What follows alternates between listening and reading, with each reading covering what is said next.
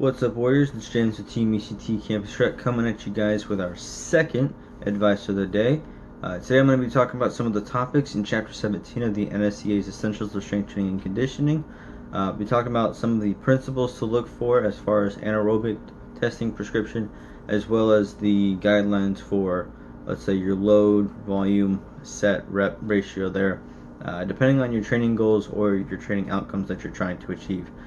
This is going to be mostly for the people who are looking for a little bit of organization in their workouts, who don't exactly know kind of where to go after doing some of their reps. They're like, okay, well, I've got, I did X amount of reps of this. Where do I go from there? How do I get myself better for the weeks to come and the months to come, etc., etc.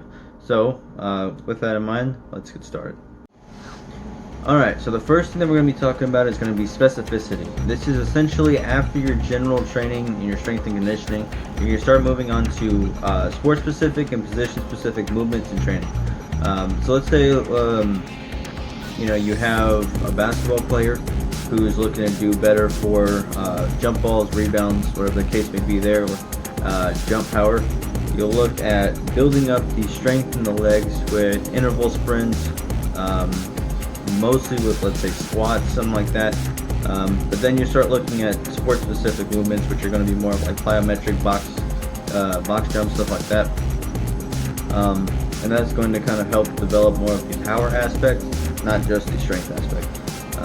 For a rock climber, they may build up upper body strength doing bench press, but once they start moving into their sport-specific exercises, they'll be looking at doing pull-ups for the free hanging upper body strength as well as grip strength, and so you kind of have to look at that aspect.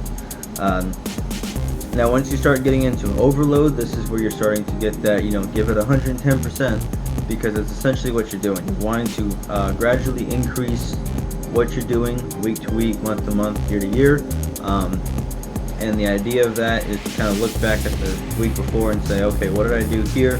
What can I do more the next week?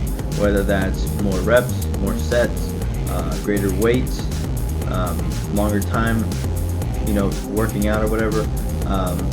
And that's kind of where, if you're looking back, you're seeing where you've gone from week 1 to week 2 to week 16 to week 20, whatever. This is where you're starting to look at progression.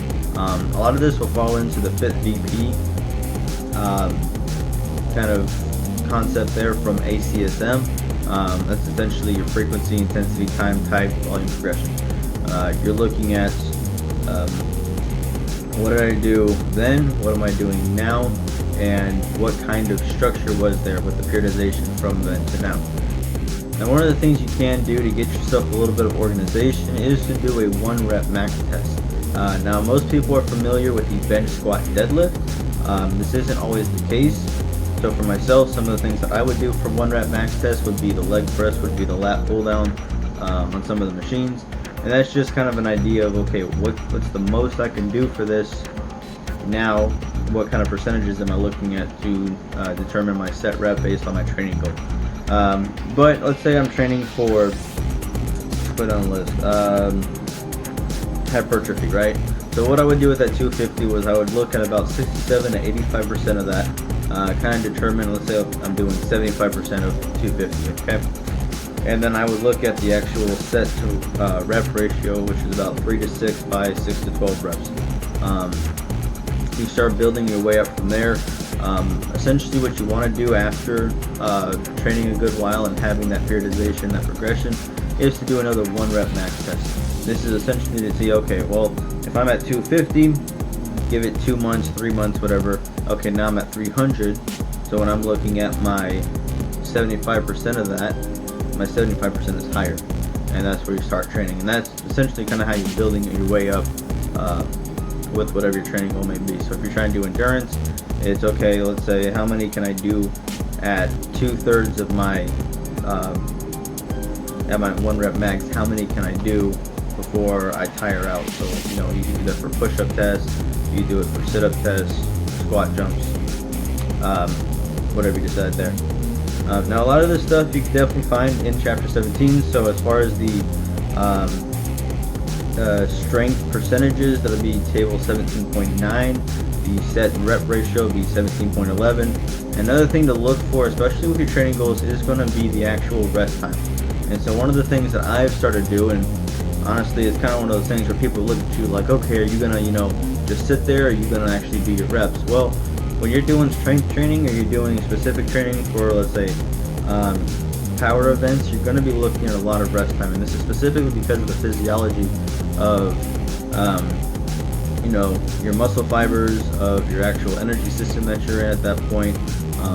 Whereas if you're doing, let's say, something like endurance training or hypertrophy training, you're looking at 30 to 90 seconds, and then for endurance training you're looking at less than 30 seconds, because you're working on a different type of energy system there. You're looking less on the muscular endurance and then more on the metabolic endurance. So I hope you guys are liking these videos. I'm hoping to come out with some more, but also include some of the workout of the days with them as well, kind of get a little mix match there. But until then, this has been James with Team UCT Campus Rec in my new alumni shirt, and I will see you guys later.